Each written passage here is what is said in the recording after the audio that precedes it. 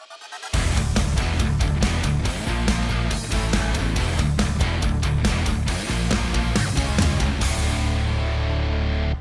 That's why I was like, wow, am I not hearing everybody? Okay, but I'm good now. Are we good now? Testing 1, 2, 3. We're good.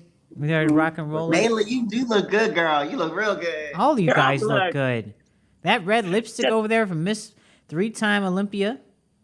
I'm saying, I know, all of us was just like, what time is it? Okay, let me go ahead and get this last final touch on.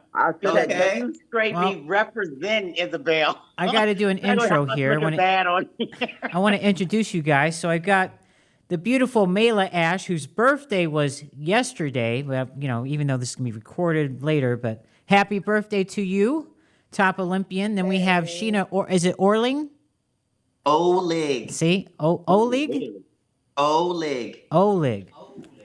The 2022 Tampa Pro champion, of course, our 3-time Miss O, Andrea Shaw. And I wanted to bring that was Chicago Pro 2021. Remember, and 2021, the Chicago Pro, the champ. Boom. The champ. Are we going to see you this year? That's right. Absolutely. And we better. No time off. No days off. And you've got a beautiful physique. I want to see that physique up there. Those legs of yours are insane. But I wanted to bring you. I wanted to bring you ladies up here because I want to talk about a few things. One of those things is femininity, right? Some people think that femininity shouldn't really matter. You could just go up there on stage and just, be yourself. No, I don't know how you guys feel about it. Some people think that the judges are scoring things differently based on how a person's looks are. And I'd like to hear each of your different takes on that. So I'm going to start with Mayla. What is your take on femininity in the sport? Well, I'm like, I feel the problem that's happening is that people, especially men, they're mistaking having a polished stage presence as being girly. And so this whole mindset of, the only thing that matters is muscle. Yes, the muscle matters, but you rolling out of bed, slapping a ponytail on the side of your head, wiping the crust out of your eyes, and then pulling your suit out of a bag once you get backstage, that's not having a polished package. And I always tell people, nobody's asking you to be, look, Miss 3-time is pretty in pink girly. I feel like that I'm not as girly, and I'm only using it as a general phrase so people understand.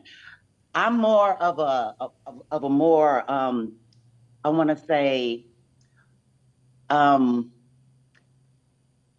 different type of femininity. And so is Sheena. But the point of the matter is that our personality comes through in the package that we bring on the stage. Now, if you're a tomboy, you still can bring a polished package. I'm just like, it doesn't make a difference, because I've heard people say, they're penalizing you because of your sexual preference. Right. It has nothing to do with sexual preference. It has everything with you looking red carpet gorgeous, and whatever that is on you and your personality, that's what you need to bring to the stage. So that's what matters. Now, if we want to call it femininity, sure, because we wear the diamonds, we wear all the bling and everything, the makeup, the hair is done. But technically at the end of the day, it's a polished look when you step on stage. You just piqued my interest. So what do you mean, like different types of femininity? Like Sheena has a different look, and can you define that for our audience? Well, the thing is that it's not that it's hard to define, because there's a different type of persona that everybody has. Everybody has a different persona. Everybody has a different look about them. And it's not, and that's why I really don't like the whole mindset of masculinity and femininity, because the reality is that it's all a part of your persona. And so I'm like, the reality is that some of us are a little more dainty or girly or something like that. Some of us are just a little more rugged. Some of us are a little more rough riding kind of mindset. You have that whole diva-licious, you have that whole, pretty in pink. There's different type of personas. But the idea that, everybody's like, oh, femininity is just one look. Nobody's asking anyone to look like me when they step on stage, to look like Andrea, to look like Sheena, to even look like you. I'm like, second place. And if I wasn't about to talk about her, I would have completely known her name. But Angela Yo? Angela Yo, she has a different look about her. But guess what? When she stepped on stage, she owned her package. It doesn't look like me. It doesn't look like Sheena. It doesn't look like Andrea. But she brought her look. And it was a polished, feminine look that she owned, but it had her personality, it had her flavor, it had her flair to it. And that's what I mean about the different looks. Sure. Yeah. Okay. Sheena, what's your take? Do you see me over here biting my lips? Do you I see me? it, I'm like ready to jump at it. I'm going to piggyback off of what Mayla said, because I love the way that she sort of packaged it in terms of the different types of expression. And I totally agree with that. And I think that femininity can be expressed in lots of different ways. My problem with the take on how, how this word has sort of become, a flash term, is that what's happening is, and this is from days past, right? This is from the golden era, the 80s and the 90s of women's bodybuilding. The powers that be sort of use this broad umbrella word of femininity, to really, to really sort of like bash women when they're judging them on stage. And the reason why I say bash is because if it was used across the board, across men's bodybuilding and women's bodybuilding, it'd be a different thing. But you don't have judges or commentators remarking on how masculine an open bodybuilder is and taking that into consideration into their judging. They don't say, oh, well, he's not as masculine. They automatically assume this man is masculine because he has this muscles. But if you look at some of the other divisions, the men's physique, classic physique, they're getting their brows tweezed. They've got a full face of makeup on to sort of even things out. And people would just say, oh, he's an attractive man. It wouldn't be a touch or a hit on masculinity. And why I think that's sort of damaging women's bodybuilding, or just women's bodybuilding in general, all across the divisions for women's bodybuilding, is that we're getting this unfair judgment based on how our bodies are perceived or how our bodies are expressing our muscle. You're going to have women whose bodies express muscle in a lot different ways, or many different ways. Take Angela Yo, take Andrea, take me or Mayla, take a Rashana Boswell, take a Margie Martin. Everybody, all of us, when we bring this polished package to the stage, our bodies express our muscular definition and our muscularity differently. And I think instead of using femininity or masculinity, put some real, true, measurable words on that. Is she too hard? Is she too grainy? Is she too dry? Because those are the things that will sort of come across on the stage as masculine. If you have a woman who, doesn't have a balanced, or an even skin tone, and, maybe, some bags under her eyes, and she's not as polished, right? You're going to look at that person, even sometimes disregarding her physique. She may have a beautiful physique, but if her face doesn't bring off this, or doesn't convey this level of beauty that's really not considered in the men's divisions towards our points, right? She's going to get deducted, or she's going to sort of get penalized for that. And I don't think that that's fair. And I think it's just a very patriarchal, misogynistic way of adding another layer of judgment to women's bodybuilding. Sure. So I'm definitely not here for it. I hate the word femininity when it comes to judging women. Do we need to have a polished look? Is that a part of who we are as women? Yes. But to judge a woman on her femininity, if you're a woman and you're coming across that stage, you're already feminine, period. Do you need a polished look? Yes. Do you need to tap on some of those more finer points of your package? Yes. But I don't agree with using that word femininity as a judging point for when we're in contest. Sounds fair. I like that answer. Andrea? Well, I can't say I don't like using the word femininity, but I understand its course in what we do. I am favorable towards words like poise, grace. Those types of things definitely convey mannerisms. I think that when it comes to mannerisms, that's where each of us are very individualistic with what makes us feel our most feminine. Okay, so as far as a look though, I like to tell like the girls that I coach, I should be able to see that you put in enough effort to where if I wanted to crop your photo where it was like face only, I could put your face on an evening gown. And that would be very in my opinion, symbolic of, you did a good job in bringing what your definition of femininity is for you to the stage. So I try to get, and I use that analogy because when people think about going to elegant events, right, they take that level of presentation way up. And I think that just because it's bodybuilding doesn't mean that we shouldn't be aiming for that elevated level of, what it is you can bring. Again, I feel like some people just kind of, they get lackadaisical, right? Like it's just a bodybuilding show and all I gotta do is get up there and flex, right? But no, if you want to be a good competitor, if you really want to showcase to the world, right? Then this Olympia stage is the world stage, right?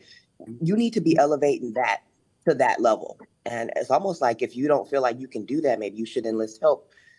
Or maybe you should take some time to redefine what it is that, you really want to bring to the stage. It's a whole package, like Mayla said. It's a whole package. You have to have everything, in my opinion, checked off in the boxes. And I think that if we could maybe have some people work on that a little bit more, maybe it would be more widely received and maybe we could see things like femininity not have the negative connotation. What would you like to have them work on? Like what? Give me an example.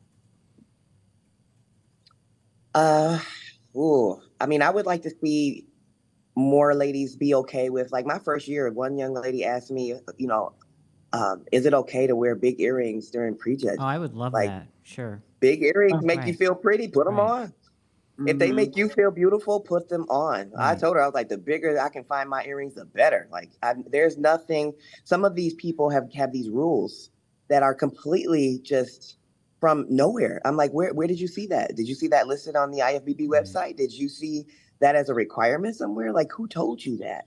This is a sport of self-expression. So whatever makes you feel beautiful, let's bring that to the stage because people can connect with that. We want to see you at your best.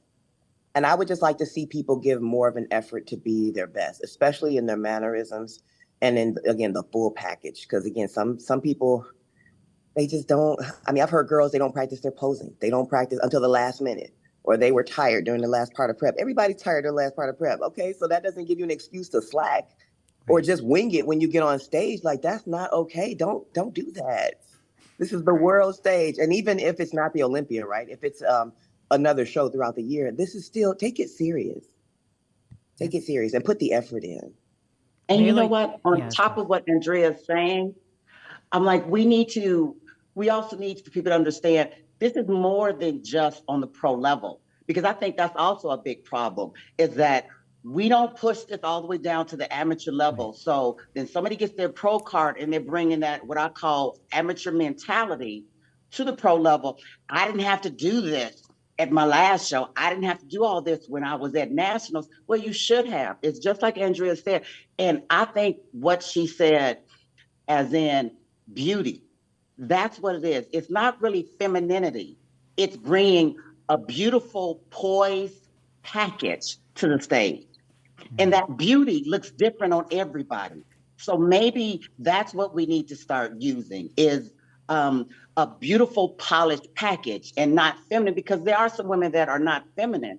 But at the same time, even if you are more rugged or tomboyish, there still should be a level of poise and grace when you step on stage. Like she said, like all of us have said, you should be bringing a red carpet, high-end event, polished look. When people are trying to go out on a date, you just don't roll out of bed. So why is it when you're trying to find somebody to spend time with, you want to put that extra effort in, but you don't want to do it for something that you're talking about you have such a passion for? This is a part of the competitive side of bodybuilding, that complete look. People always ask how I got here. I was willing to work just a little harder than everyone else. Every damn day. If I can have hundreds of hours back, you know I'm gonna grab them. Spending hours prepping chicken, rice, and vegetables, F that. I rely on perfect nutrition. I rely on trifecta. So, but I'm in agreement with what everybody is saying. Is just I feel like we're coming at it from different perspectives. But that's the only thing I want to add to it is that we need to also convey that it's not just at the pro level that this needs to happen. If you're at nationals, if you're even at the amateur level, you should be trying to bring your best look to the stage. And like Andrea said, if you don't know how to do it, a lot of women don't know how to do makeup. Right. You know, they don't know how to really rock their hair to highlight their attributes of their facial features. Then get some kind of insight. Get somebody to help you with that. YouTube your butt off. Try, experiment. But the point of the matter is that you need to make that effort. Like Andrea said, just because you're in those last 4 weeks and you're tired, all of us are tired. And if you're not tired, you're not doing something right. But this is a part of the process. You don't stop training. You need to do everything all the way to the end. All gas, no brakes. And that includes the package. Some people feel that makeup and the hair isn't that important. It's just, okay, I did all the work. My physique is in shape. I'm ready to go. You know, I'll roll out of bed, have that half-ass hair, you know, the crusty eye, the eye goblins, what I call them. We've seen it on stage. And as a professional and even as an amateur, I look at that and I'm like, are you serious? Right. Because it takes that one person to give us a bad name. I mean, just my opinion gives us a bad name. I mean, look, I don't judge anybody based on that, but I know we do want that polished look, you know. And the thing I would like to say this, and not to cut you off. Sure, no problem. I agree with all of that. I think a refined, polished look is exactly what we need to bring to the stage across the board, across divisions, because at the end of the day, yes, this is our profession, the same way that any other, professional sport, is carried out. This is our profession, but there is an element of marketability that comes with bodybuilding. And I think that people across the board, men, women, they have to understand that in order to be marketable, unless you're just one of those, big, crazy, wild names, charismatic, good, personalities, which, that doesn't come a dime a dozen, unless you can just go out there and just, you have all those offers rolling in. I think in order for us to be marketable and for the sport in general to be marketable, we do have to have a level of presentation. Now, the only thing that I don't agree with is that when we talk about femininity, I think a lot of things get thrown into that bag and you could just, pick out, just sort of go around and pick, this one thing and then call that femininity. For instance, if you have a young woman and she's competing, let's just stick with women's bodybuilding and she's competing. And let's just say she's not uber girly. Maybe she's, more tomboyish. Maybe she has a more rugged look, but she comes to the stage with a refined look. Maybe she has her head shaved. Maybe she has a mohawk. I don't know what the case may be. Maybe she has a shortcut. Maybe she doesn't have the big luxurious hair and the big luxurious lashes, but she brings a package that is refined physically and then also a face that is marketable, meaning her skin is balanced or even. It doesn't look unhealthy. Her face isn't all sunken in and drawn in. There are some things that are going to happen naturally to us as women when we're competing, when our body fat is low, when our hormones are in different levels, when lots of things are happening in that phase of getting ready for show. And that happens really in those last 6 to 10 weeks, right? Going into show, your face starts getting drawn in, your skin changes. And I think that instead of telling these people who are competing that you have to have this big hair in order to be considered feminine, or you have to have these big lashes to be considered feminine, or you have to use these big earrings. Those are superficial things that have nothing to do with your body. If you can still bring a beautiful package, meaning a package that's marketable, a face that is, a little more easy on the eyes, you have to consider that as part of the overall package. I mean, if men feel comfortable putting on a layer of foundation to even out their skin, that's what we can do as women, regardless of how you identify, regardless of, your sexuality, your gender orientation, whatever the case may be. What happens, though, is I see women who may be a little more masculine presenting, right? Maybe a little bit harder in their bodies. And they try to put on this mask of the hair and the makeup and the earrings and the lashes. And it doesn't come off authentic. It looks fake. It looks very tried, and it doesn't really represent who they are. Right. You know, we could probably all name a handful of women who have bigger physiques or harder physiques, and because they're trying to put on this mask of this uber femininity, it doesn't look natural. So then it really throws them off, and then the judges judge them even harder on that. So I think there's a level of unfairness there that we have to be more willing to be open and accepting of how people identify, and also make it a requirement in a sense that, as you know, we're setting the precedent amongst ourselves as competitors, that there's a level of marketability that you need to aim for. It doesn't necessarily have to be big, flowing, luxurious hair, or, you know, crazy wild lashes, but bring a package that is presentable and marketable so that you feel comfortable. And listen, when you look good, you feel good. And when you feel good, you know, you're going to have a better package. You're going to be more poised on stage. So I would say, if anything, that's something that we need to really start to refine and sort of you know, carve out, instead of just lumping everything into this femininity or judged on beauty, because that, I feel like that's unfair on our side of the aisle. So can we say like conditioning? Can that go along with the masculinity where you're like so dry and so dense and all the striations? I mean, I don't know how you guys feel, but personally, I would like to have women's bodybuilding softer looking.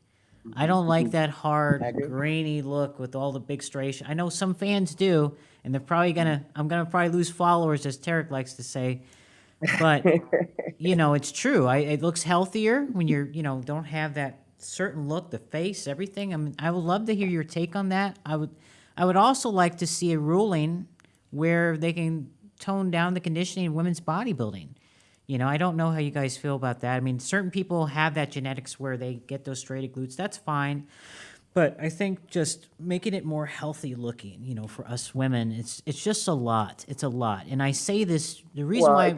It's one of those balances, though. Yeah. Yeah, it's a balance, you know. Well, here's it's totally why... a balance. You can, if you can't really get super lean and striated and still have full muscle bellies. The two just, they're two almost opposite ends of the spectrum, right? Mm-hmm. So I mean, it's almost like the curvature comes with having the fuller muscle bellies. Well, the reason why it's like there needs to be a game plan. The reason why I wanted to bring you three on, because you're my favorites, and I have a lot of other favorites too. Not to knock anybody else out there, but you guys are beautiful on stage. Mayla, you know, when you're on there, it's like, damn, she's at the Oscars. Sheena, the same thing. Andrea.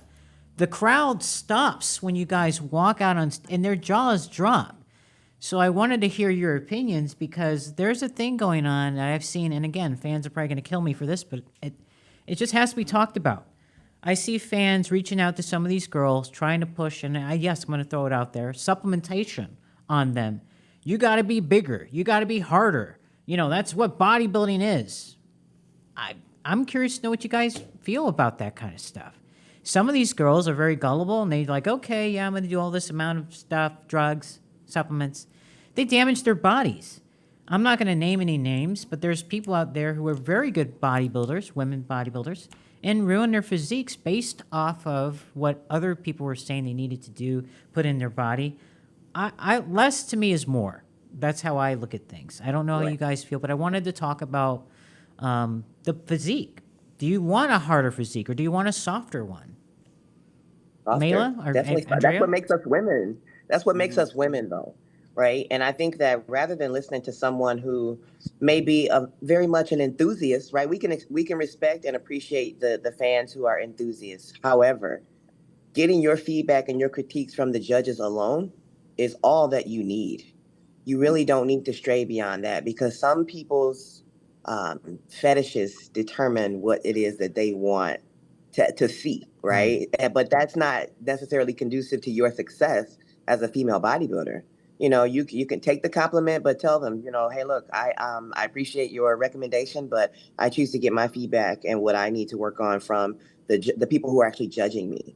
And that's going to be where you draw the line. So some of these young ladies, and I think that all three of us, we make a very open effort to try to make ourselves available to these young women. You know, you can come talk to us. If you see us at a show, we don't mind you coming to speak to us. Which, I mean, I can't speak for them, but I didn't have that when I was younger. So I make it a point, or when I first started my bodybuilding journey, I make it a point to make myself available for these ladies. Again, maybe they have male coaches. Maybe they're trying to coach themselves, or there's like a friend coaching them. and they have questions. So again, I would say open it up, ladies. If you have questions or concerns, and I've talked to some recent ladies who got in the IFBB and NPC who are thinking of either crossing over or they're just getting into female bodybuilding. Ask us questions, because we probably know of someone who's either made the wrong choice, right? Or we can talk you through how we've been able to make, thank God, the right choices, right? But yes, a harder look is not something that I think is going to be successful in female bodybuilding, because that's the men's lane. We need to bring a softer look and bring the curves, because that's what makes us women. We have curvature that men don't have. And I think the more that a woman can focus on that and bring that symmetry to the stage and that balance to the physique, she'll be rewarded for that. Mm-hmm. Thank you. Sheena, your thoughts? I agree. I think I agree wholeheartedly with that take, because there is that difference between the men and the women, and I think a part of what makes us women is we naturally carry more body fat. We naturally carry wider hips. We naturally carry certain different things in our bodies that happen naturally as a female, and I think that when you try to parallel the two and say, oh, if you're a woman's bodybuilder, you have to be big like the men. You have to be hard and dry like the men. And they only compare it to the men because that's sort of where it all started. And that's sort of, the precedent. And that's what you draw when you're trying to make, both divisions sort of equal and sort of compare the two. However, people have to understand, especially the enthusiasts, especially the fans, that in order to be a woman's bodybuilder, in order to be a bodybuilder as a woman, it takes so much time to put the kind of muscle, the density in the muscle, the amount of muscle to really fill out your frame. And if you're trying to burn the candle at both ends, meaning you're trying to put on all this muscle and you're trying to lose all this body fat, at a point there's a crash and burn that happens there. And either you're gonna feel it physically or you're gonna feel it mentally.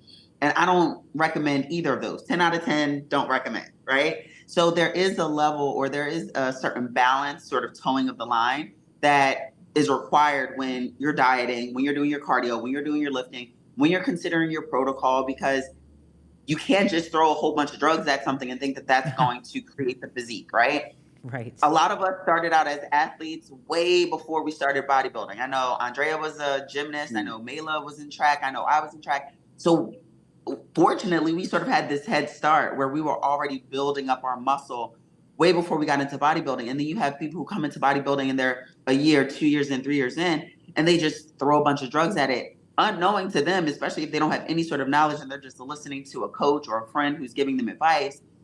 They're just throwing a whole bunch of supplements at it, a whole bunch of anabolics at it, and they're not allowing their natural body to develop. And I think that's really where you get into that sticky area, because things are going to grow, things are going to lag. Your body naturally, maybe your legs come up slower than your upper body. And I think that's really where, the consideration has to be. It's like, are you bringing your best physique naturally before you start adding things in? Because things are going to start to change. And sometimes once you pull that trigger, you can't get that back. You know what I mean? It's like really hard to rewind that bullet once it leaves the gun. So I think that as athletes, really making sure that we're opening ourselves up to have these discussions, to really talk to the up and coming bodybuilders, but also to set the understanding straight that when you're a bodybuilder, it takes a lot more time. It takes a lot more ability to build muscle. So there's going to be a balance there that you have to sort of figure out what works for your body. But that softer look comes when you have the dense muscle, the round muscle bellies, the fullness, but then also you're not draining yourself and going flat and going stringy from all the extreme dieting and all the cardio. And it just takes time to figure that out. Yeah. Mayla? Yeah. Well, you know what? I agree with what Andrea and Sheena are saying, and I'm going to add my 2 cents, or I guess since it's 3 of us, my 3 cents to the whole thing. We are correct about something, but one of the problems, number one of the problems is that people are not training hard. Like Sheena said, we came in as athletes. We had been training, and a lot of people, you have a lot of competitors that come into this sport, and I define them differently. Those who come in and they're putting the true foundation of training hard, doing the cardio, having a clean diet. They're making that a precedent. An athlete will do that. Competitors, they come in and they've been in the gym 1 or 2, 3 years, and they want to be on our level tomorrow. So they, instead of them building that muscle, they're buying that muscle by dumping all this protocol in, and they're not training hard. They're using the same, what I call maintenance training program, and then adding more protocol on top of it and getting bigger. But the thing is that it's not true muscle density. It's not true mature muscle. And so that's another thing that people have problems with. They see these pictures. Oh my gosh, she was so much bigger. Yes, but they weren't full muscle bellies. And that's the difference, number one. Number two, I do agree in the coming that we have a more softer. I hate to use the word softer because a lot of people misunderstand that. Right. But for all of us, because we understand the concept and the different components of our division, yes, women's bodybuilding should have a much softer, curvier look compared to the men. But that softer is the full muscle bellies. But this is what people don't understand. It doesn't mean less conditioning, because the reality is that if you, and there are some male bodybuilders that have this same look, and it is a healthy muscle, full muscle bellies. And when you walk around, it does look soft. The key is once you flex, that separation, that definition, that striation comes in. But if you're just walking around and you're just striated all over the place, you've gone a little bit too far in there. There should still be a feminine flow. And I'm really big on this, that you should be able to have your pictures from your stage performance where you are fully flexed and you're seeing that separation and you're seeing the striation, you're seeing that conditioning, but you should be able to step off stage and do a photo shoot and look feminine and see the curves and see a flowiness to you.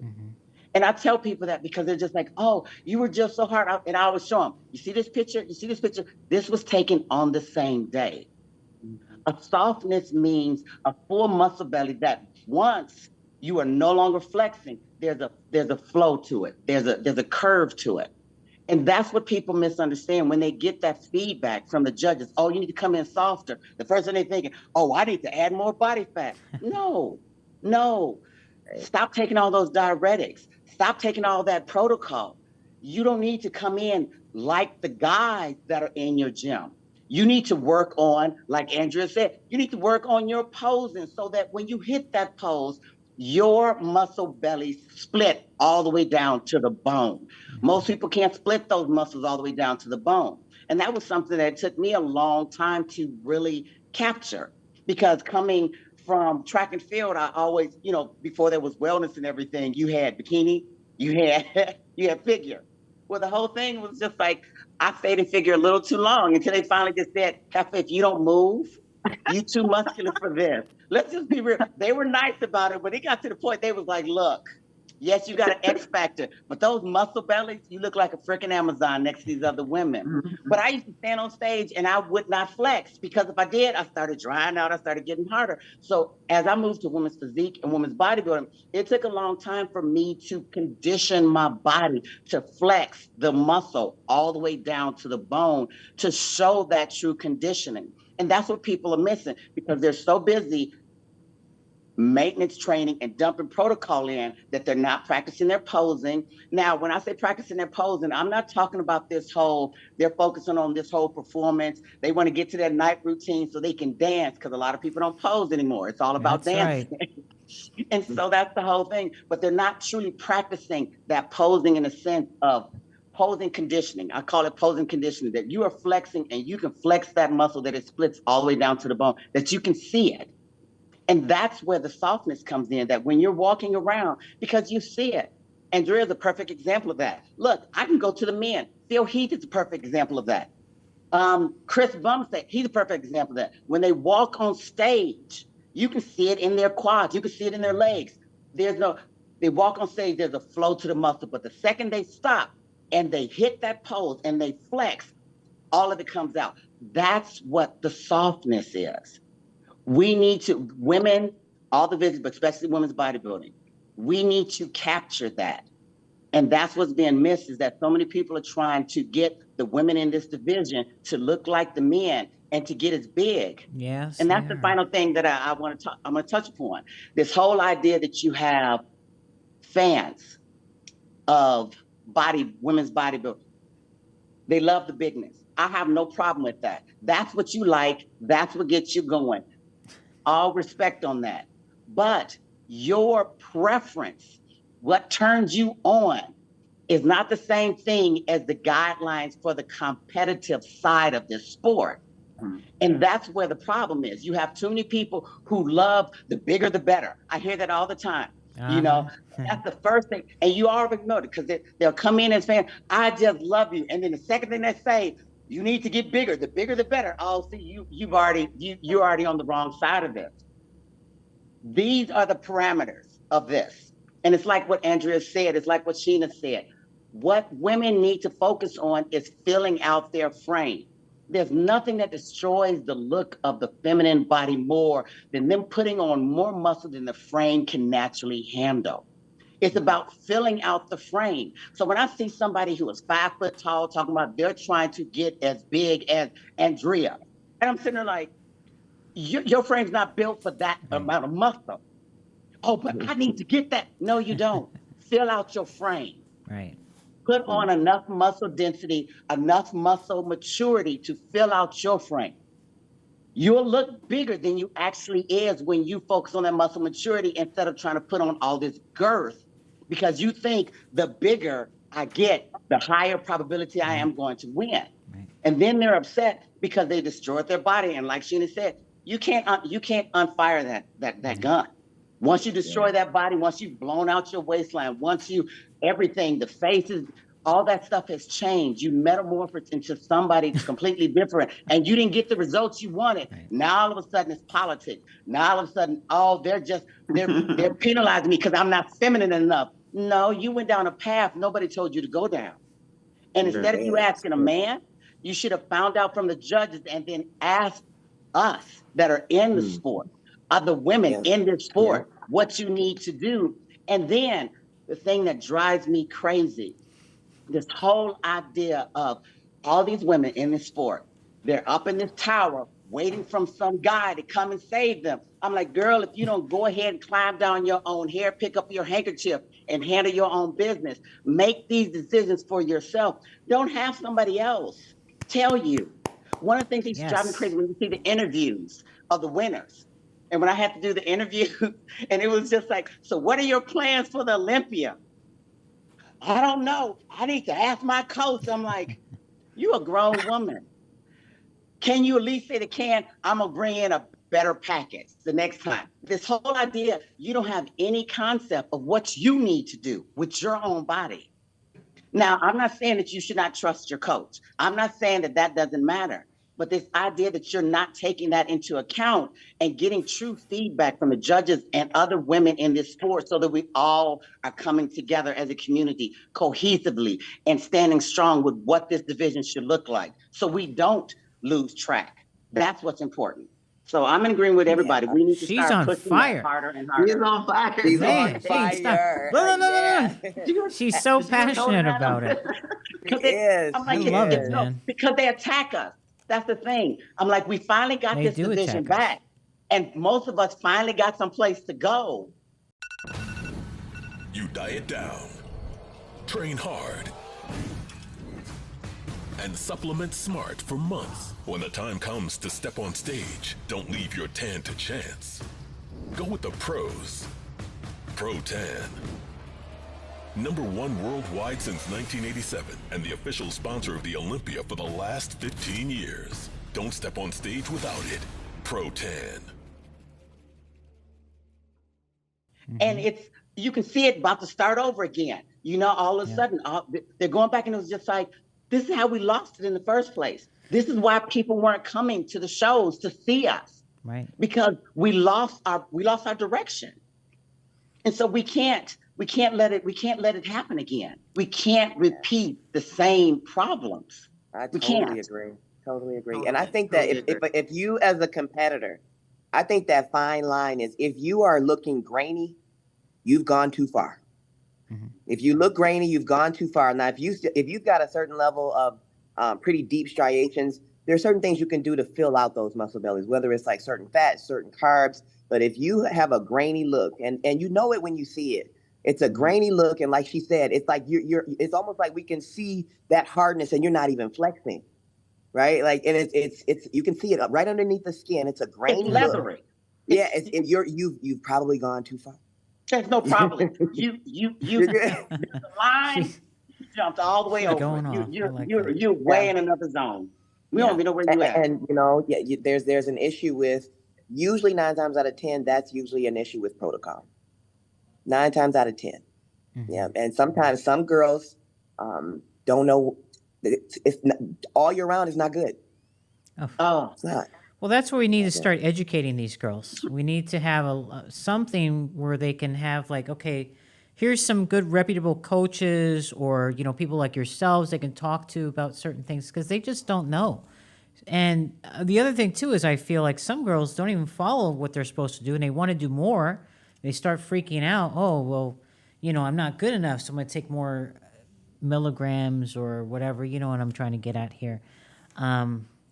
Again, we just need to educate them. That's the important thing. And I wish we could put together something again where we can have maybe a seminar, maybe just something as a guide for these women because they don't know. They really don't know. But I wanted to ask you something off topic with this. This goes towards the fans.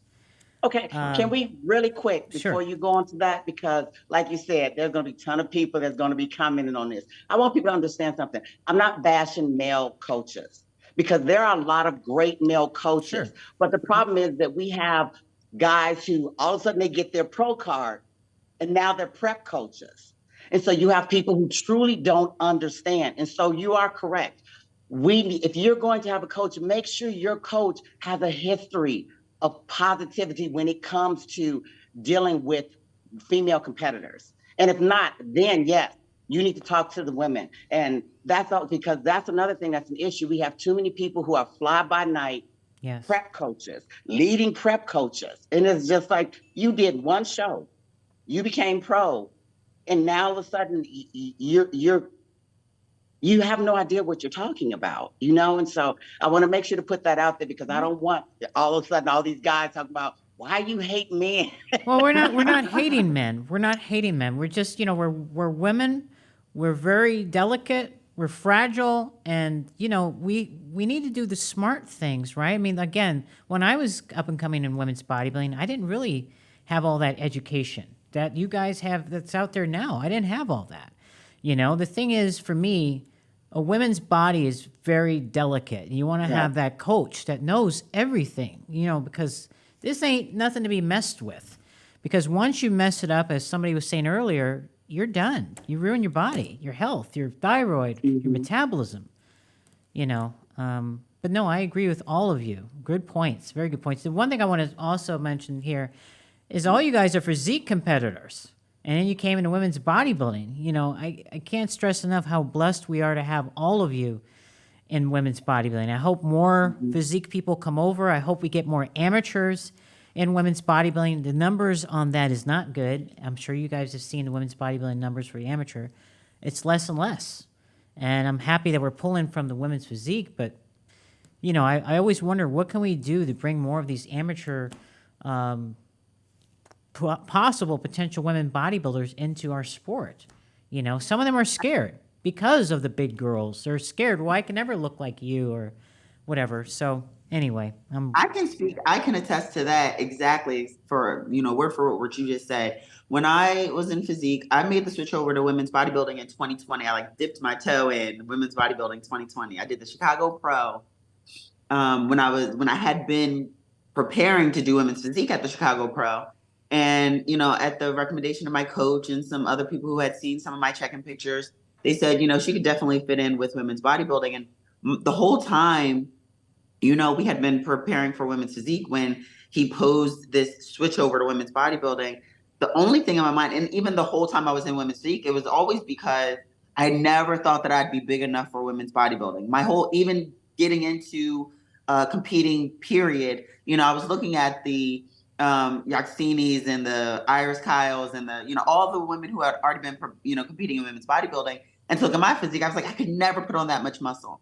And I think that when I decided to make that switch, I decided to trust the people who were seeing me, sort of had those second set of eyes, and said, let's give it a try.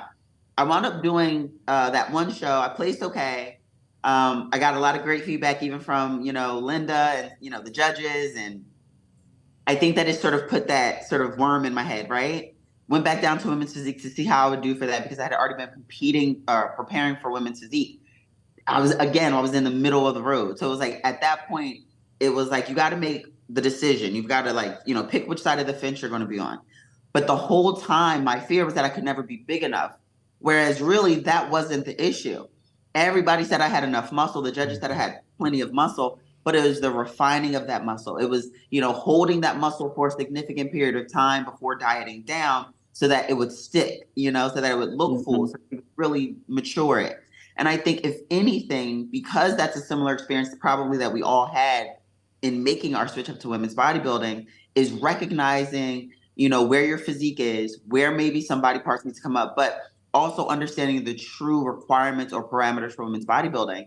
And for the young girls coming up, it's not necessarily bigger is better. It's not, I have to put on this much muscle, but you have to create a density in the muscle, maturity in the muscle, and that takes time. Unfortunately, I think some women who are getting into competing probably just don't want to put that time in. Yep. So they say, all right, well, I'm going to start out in figure. All right, I'm going to start out in women's bodybuilding, versus, really sticking their foot down or putting their foot down and committing to building the physique that could be competitive in women's bodybuilding. So I think, if anything, we just need to set the precedent.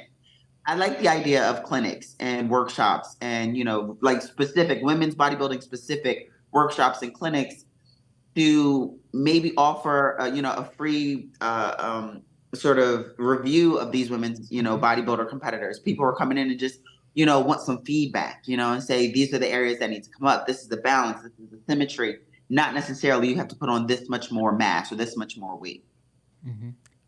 I like that. And I wish we could do those seminars. That'd be great. I know we did one a while back at the Rising Phoenix a few years ago, but looking at each and every one of you, for me, you guys are role models for me, especially, Miss Street Time Olympia. But you both have, all of you have different packages, beautiful, gorgeous, that if I was an amateur and I look at you guys, I'm like, I want to look like her, I want to look like her, and I want to look like her. Just perfect. It's what women's bodybuilding is, in my opinion. I want to get into something real quick, and then I know you guys got to go do your thing. Fans of the bodybuilders, right? So sometimes we have fans that are a little bit too much. Sometimes people cross the line. And I wanted to put it out there for you guys to explain to our fans, the respect level. Some people are a little bit too much, and I know they may mean well, but they just don't understand. You have to have a boundary. There has to be a respect level for us. We enjoy what we do, and we know that those fans are big fans of ours, and thank you for that. But there has to be a respect level, because there's people who come to the shows who just cross the line too much. It can be a little bit, I don't want to say obsessive, but just too much. I don't even know we should use the word creepy, but you get what I'm trying to say. Mayla, I saw you kind of... Inappropriate. There's a level of decorum that needs to happen, for sure. Yeah. I mean, I think, there's a certain level of communication, a certain type of communication, a certain type of interaction that's required, just on a general level of respect for another person. Just because you have, a fetish of a competitor, and that's for any division, just because you have an idea of what this woman does or looks like, or how she presents herself at a particular point in time, that's not who we are throughout the year, every single day. Some of us are moms, some of us are wives and sisters and daughters. So the same way that you would approach, someone in your family or someone that you respect, that's the same level of respect. So I think it just needs to be a level of decorum that they understand. And also understanding that just because you are a fan, just because you're an enthusiast, just because you give us support, doesn't necessarily entitle you to our attention or to our responses. So I think it's just a general level of respect, for sure. Mm-hmm. Mayla, how do you feel on the topic? Well, I'm like, it's one of the things that I was, my parents raised me to understand that is all of us, we weren't raised the same. There are certain principles that are instilled in us. Some of us who have decorum, who understand how to respect other people's boundaries and how to be respectful in general. Some people, they didn't have that. And so a lot of times I feel what's happening is that a lot of these fans, they don't have that filter. They don't really understand that, especially in this day and age where it's common. You know, all the Instagram models who, you know, they're quick to flash the button, sit it on the bathroom sink and everything like that. It's this mindset that that's the norm, but it's not. I'm like, you know, there was a time period where, you know, you respected a person until you understood other dimensions of them. Like Sheena said, they look at us as a one-dimensional person. You know, they see a picture on Instagram or whatever, and whatever fantasy they made from that picture, they made a whole personality from it. And I tell people, I'm just like, look, you don't really know me. And I appreciate the fact that you are a fan of what I do, but you only know one dimension of me. Mm-hmm. And that one dimension doesn't appreciate how you're speaking to me. And so, you know, we always want to say, oh, speak to me like I speak to mine. There's some people who disrespect their parents. Oh, yeah. So that, you know, I'm just like, some people don't know better, you know, but I don't know what we can actually do except continue just being frank about it. Yeah. Well, you know, like, I appreciate you supporting us, but that's not the type of person that I am. So there are women out there who are openly into what you're seeking. Don't assume because we're all in the same sport that we all flow on the same river. And so that's the only thing that we can do is like continuously standing firm with the type of person that we are. And that's, I tell people, there's no disrespect about what you're into. And if you're one of those women who are into that, do you. Be the best you want to be. But I tell the fans, it's just like, there's nothing about my personality or what I presented that should have given you any kind of indication that what you're asking and what you're trying to do is appropriate. Mm-hmm. And there's a ton of us that are like that. And so that's the whole thing is I just think that all of us who are not into what they're talking about, you know, or what they're into, you know, they need to understand that. And even if you are into it, it's like, okay, not at the show. You know, it's like, okay, if they are into it, obviously they're trying to do it on this side, you know? Right. Don't bring it over here. If you want, then bring it over here. You know? Well, who remembers Phoebo with the guy masturbating in front of the girls? They called him Lefty. I heard about that. Okay. Yeah. I heard about it. I don't even know what we're talking about here. So I'm serious. Someone have to give me the tea on that once we finish with this. So in Phoebo, I guess they had, you know, they brought all the Wings of Strength people, the ambassadors and whatnot, and there was this guy who had his hand in his pocket and he was going, you know, 1,000 miles an hour masturbating while waiting in line. And I guess Jake or somebody threw the guy out, but he just kept on masturbating and he acted like nothing, just looking at the girls, doing his thing. Mm-hmm. So it's, you know. See, I still think it's totally acceptable and appropriate to slap somebody in the mouth. So don't ask me my feedback. Don't ask me my responses. I still think, you know, it's okay to bust somebody up in the kneecaps for disrespecting me. The kneecaps. Now listen. I'm going to go for the twig and berries. I'm not going for the kneecaps. There you go, twig and berries. So that'll take it down, take it all the way down.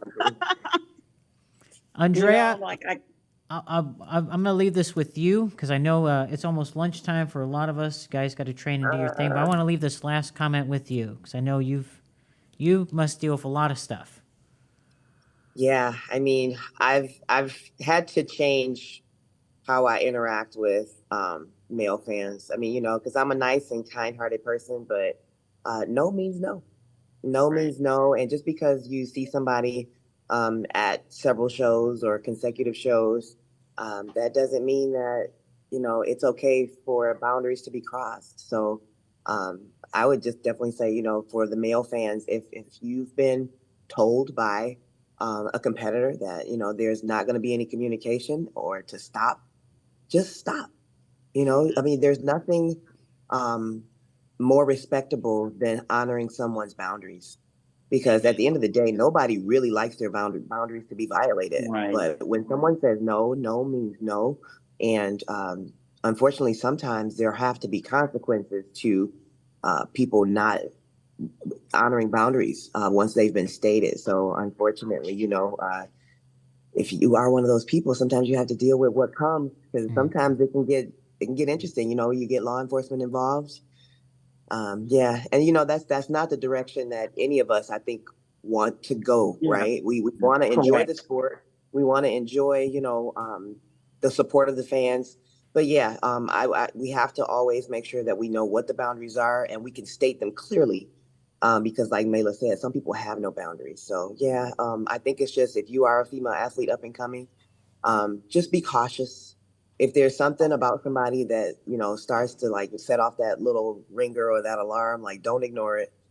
You know what I mean? That sometimes people can be nice, and they do things with some sort of expectation. I think that's one thing, right? So Yeah. some fans really can do things and it's from a pure place and it's no strings attached or they're not looking for anything. But if there's a fan who's doing things that, and then like continuously over the course of like, months, weeks, years, or whatever, and those things get bigger and bigger and they're more extravagant. It's like, wait, you don't have to do that, right? And when someone says no, no means no. But be mindful that you have to say no, and you have to tell the person, look, I appreciate your support, but from this point on, we're not going to have any communication, and I wish you well. Be okay with holding firm to your boundaries. Mm-hmm. And I think that's the biggest takeaway for all of us. But if you need to enlist help, don't be afraid to enlist help, because there are plenty of supportive people around us and protective people around us who know how to help along the way if you need it. Yeah, I agree. Yeah. Ladies, I love you all. You're amazing. Thank you so much for taking the time. Gorgeous. Just gorgeous. Yeah, I can't do that thing. Something like that. There you go.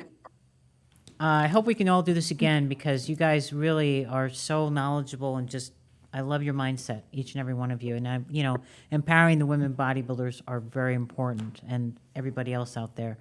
But again, thank you so much for being on the Fit Rockstar Show. I'm going to let you go and do your thing. Love you guys. Thank you so much. It was great. Yeah. Wonderful seeing you guys. And Mayla, geez, thank you for keeping it real and putting she gets so passionate. I love That's it. right. Put the fire down. She don't play around, man. Well, you know what? It's like Andrea said, you go through enough stuff, and I think that's what's happened to me. Is like over these years since I've crossed over to women's bodybuilding, I'm a nice woman. I'm a nice person, and I try to be kind to people, but it's gotten to a point that now I've got to start putting my foot down, not only in person, but when I talk. Yeah. So people really understand. It's just like, don't get it twisted. Just because we're nice, just because we're kind, just because we appreciate your support, doesn't mean that you have the right to do whatever and say whatever. That's right. Or because you know some small details, right? You only know what I want you to know, or you only know what I put out there. Right. But you think you know me. You don't know me. That's the other thing too. Is they don't know what I'm know capable us. of, right? So like I tell people, we are more than just this muscle. More than just this muscle. You need to respect that. But yes, we need to start coming together as a community and help protecting this division, so we can build it up, so we can get more women feeling safe to come in and cross over and know that they can succeed at this, as long as they can understand that, this takes time. Yeah. This is not an overnight kind of thing. So yes, the passion is going to be there. And so I'm just, it's time to take the gloves off so we can start like really doing some things in this division. Take those damn gloves off. But let me just say this. I'm gonna leave this with Sheena. I'm still seeing stars from the Rising Phoenix when we partied. Just saying. I'll never forget that. And that was just a little taste, Mama. That was just a little taste. I can't imagine what more of that would be like. But I felt good. Yeah. Anyway, guys, all right. Thank you so much. Love you. Bye. Have a great day. Take care, guys. Take care.